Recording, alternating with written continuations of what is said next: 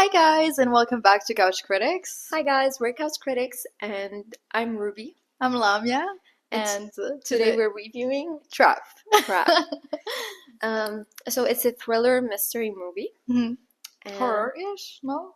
honestly, I wouldn't put it as horror. You wouldn't? I think. Me neither, honestly. I think it's more of a thriller Yeah. than a horror movie. Yeah, which I mean, one of the things I liked about the movie, and we just talked about it, is the fact that it was a thriller, but there wasn't any like extreme gore scenes exactly. So yeah, I don't like horror on the thriller. I'm a bit on the fence, but with this movie, I actually really liked it. It was very contained for what thrillers usually are. I did not like this movie for the same reasons that you said. I thought that it could be way more gore than it is. Yeah. And I did not believe for 1 second that the scary guy from this movie was as scary as they wanted him to be. I think that's the thing about psychopaths, though. That's the disappointing truth, is that sometimes it's the least people you expect them to become. It's not people like killers. Usually they seem, I want to say normal, even though it's a very tricky word. But yeah, they seem okay, and then next thing you know, they're butchering 1,000 people. Yeah. But like even when there was a reveal, like I did not feel like I was scared of this guy. Like if I was in a room with him, like I wouldn't be scared. If anything, like I'd be happy because he's gonna get me backstage. Like, because okay, so if you don't get the joke, basically the movie is about this dad who goes to a concert show, an Olivia Rodrigo kind of like concert with his daughter, and he gets his daughter backstage for like one of the songs, and he did like all of this a huge scheme to like get backstage. And yeah, during the entire concert, the FBI is chasing him. They don't know that it's him, but like they get a description of like a serial killer who happens to be in that concert. So they're just like basically accusing every white male in his 40s. Yeah. And yeah, during the entire concert, he tries to escape the FBI. He ends up escaping them. And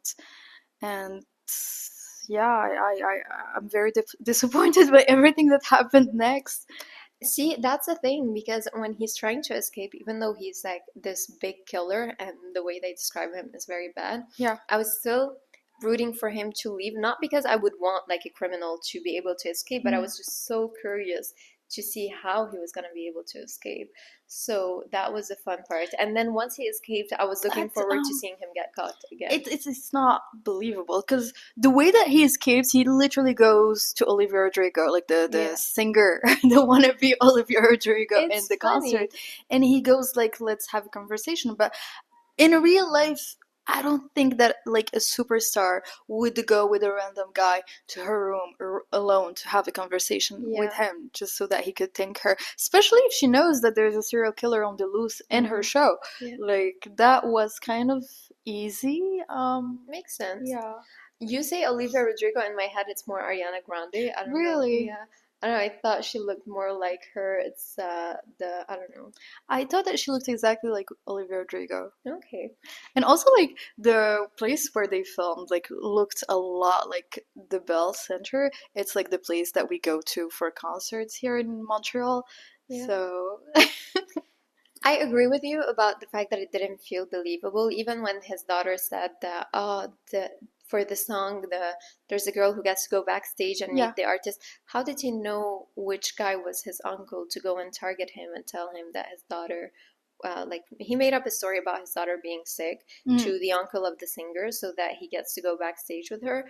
But like, how did you know that that was a person to talk to? Like, I think he just got lucky, maybe, but like still, I would have liked him to do more scary stuff during the concert. I don't know, like that would have made me more scared of him, and he had the opportunity to do those stuff during so many scenes. But like I don't know, like we were talking about this earlier with Ruby, and I'm like, I was telling her, like, I feel like horror movies are scared of scaring people right Yeah. now.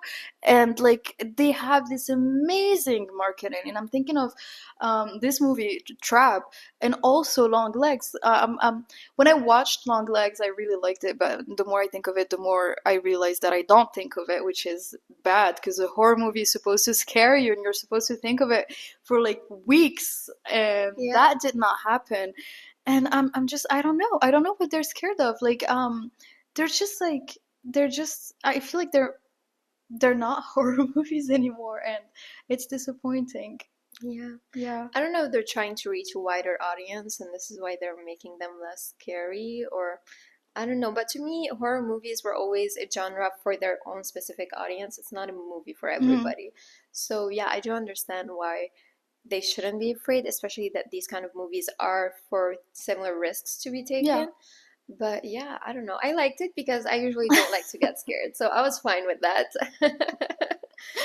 Like right now, I'm just hoping that Terrifier is not a disappointment, Okay. because it's the only horror movie that I still have faith in. If it's a disappointment, I'll go and watch it with you a second time. If Yeah, it's not I a know. disappointment, I'm not watching it. It's gonna be horrific.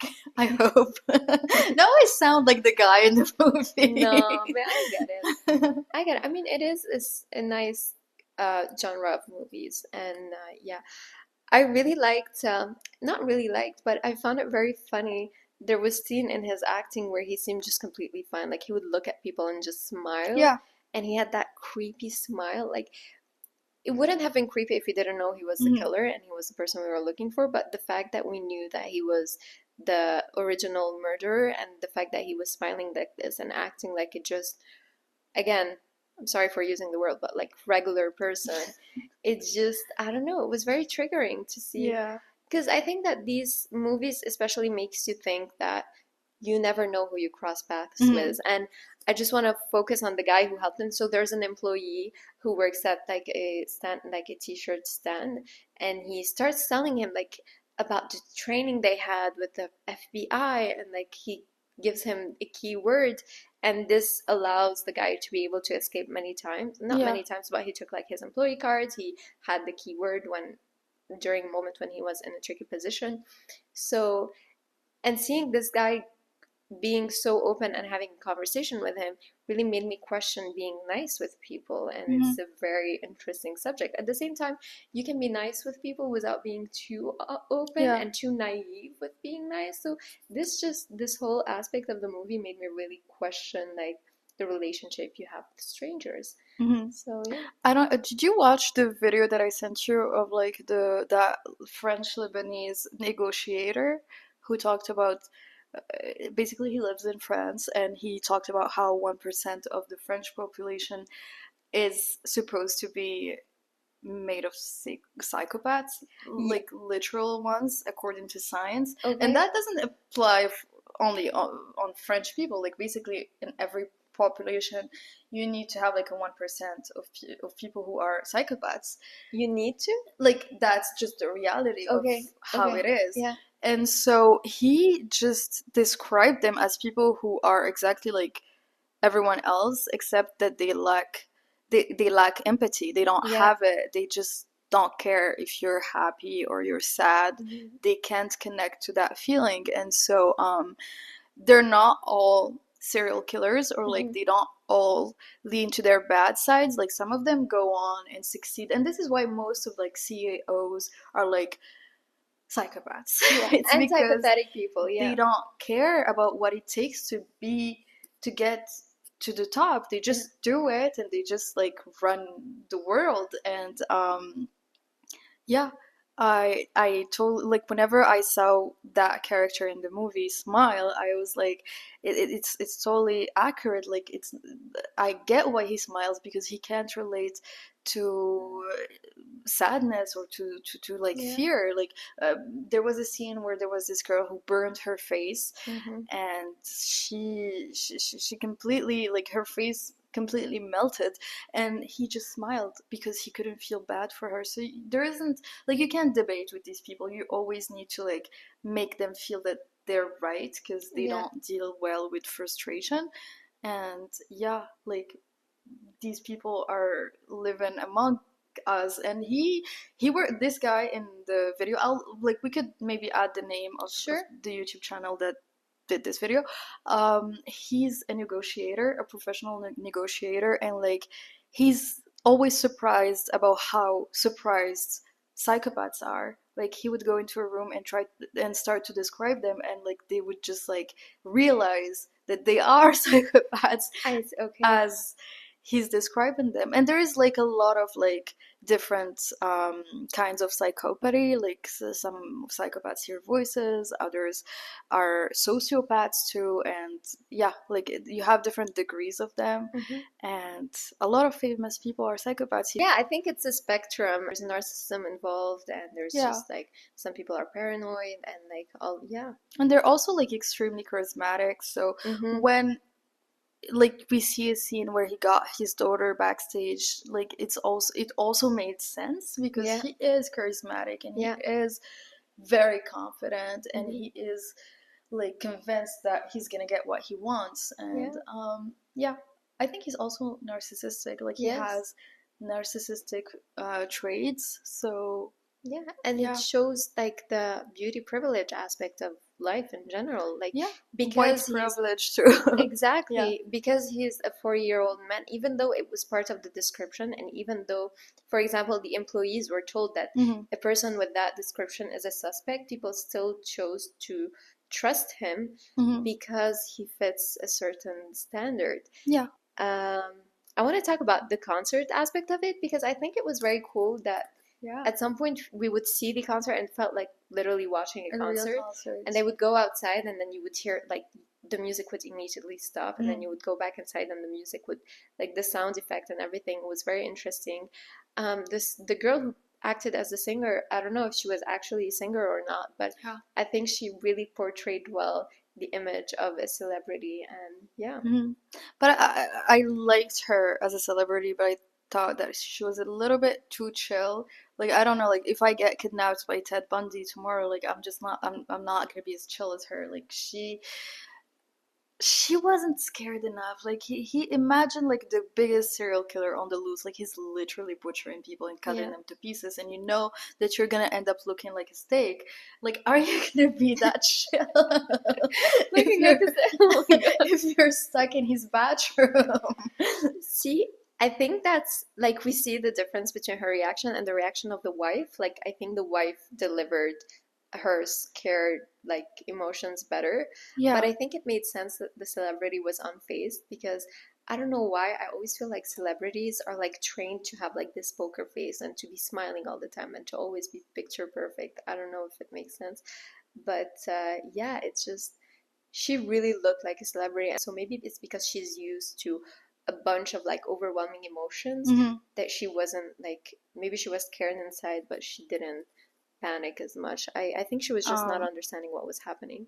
I did not like her acting. I just thought that it was very underwhelming. I loved her performance scenes, like when she was on stage and everything, but the moment she was told that she was like that the guy who was talking to her was the killer, her reaction was very disappointing. I don't care who you are, but like I don't care what the circumstances are. If you are face to face in a closed space with a serial killer, you are gonna freak out. Whether you show it, like even when I'm not saying that she should cry hysterically, but like it shows. It's something in your eyes. It's something in the way that you move. But like she was just a bit too chill for me, and I had a hard time believing that she was in danger or that she was scared of that guy. Like to me, she wasn't scared. She was just like she knew that she would escape, but like I didn't know if she was going to escape or not, so that kind of spoiled her scenes to me. No, I get it. And speaking of the wife, you mentioned the wife earlier. Her acting was amazing. Like I loved what she did compared to the singer.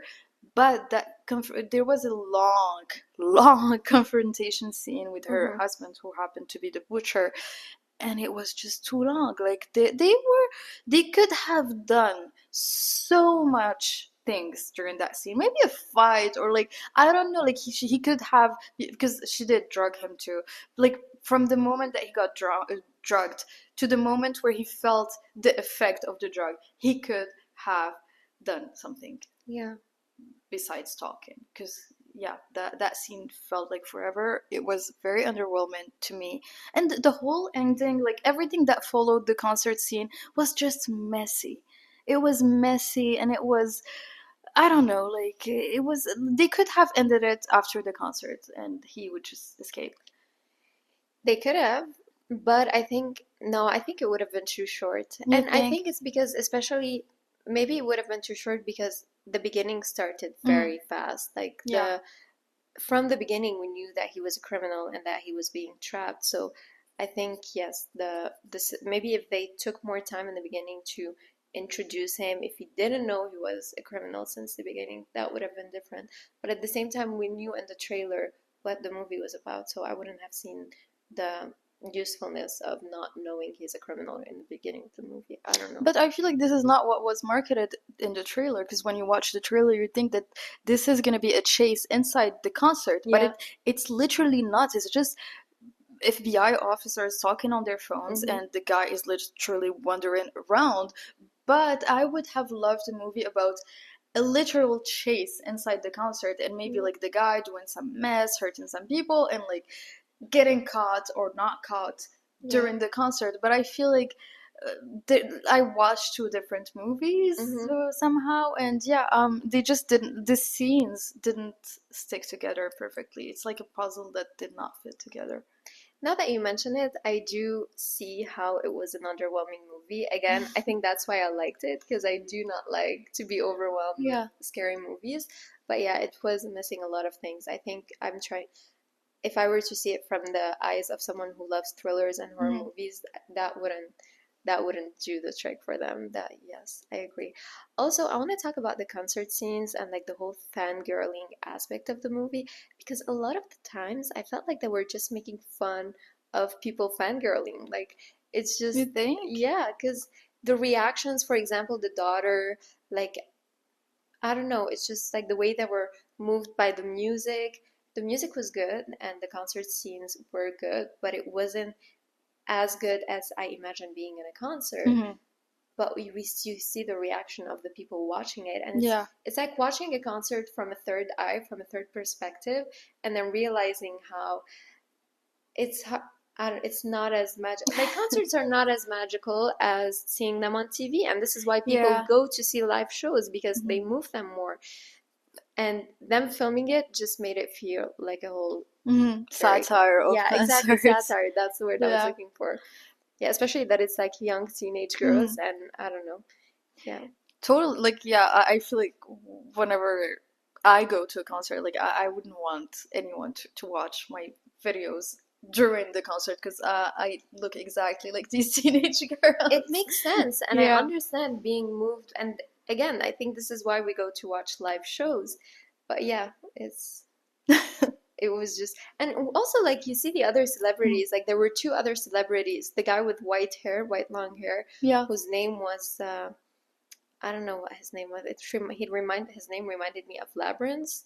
I don't know, it was like a weird name. And the way he was acting, like yelling at people because they didn't get him the right thing, like the right flavor of kombucha, and it felt like a satire of celebrities as well.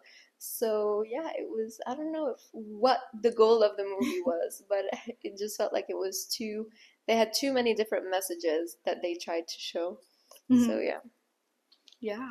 I totally agree. I think that it was definitely a satire about singers. I don't think that there are those sweet, very calm people, because like it's hectic being on a stage, and like we did see a little bit of the chaos that goes backstage during this movie, and like that's a movie on its own. Like someone should make a movie about what it's like to work on like a celebrity tour.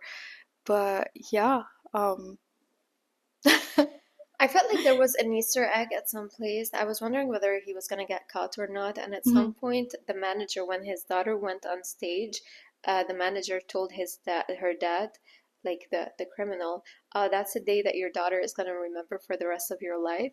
And Yeah. in my head, I was like, is he gonna get caught? And is that the thing that she's gonna remember for the rest of your life? Is it a hint of her being traumatized in the future? Because the kids do see their dad in handcuffs, and the daughter is very attached to her dad. Like the son, it seemed towards the end of the movie, the son went straight to his mom after the police released them, but the daughter went straight to her dad, and she was very sad. And I feel like this was a sequel waiting to happen. Like I do see the daughter in the future becoming the second generation butcher or whatever. Or maybe like a profiler. Yeah. Ooh. Yeah. Yeah. More of a profiler. Could be.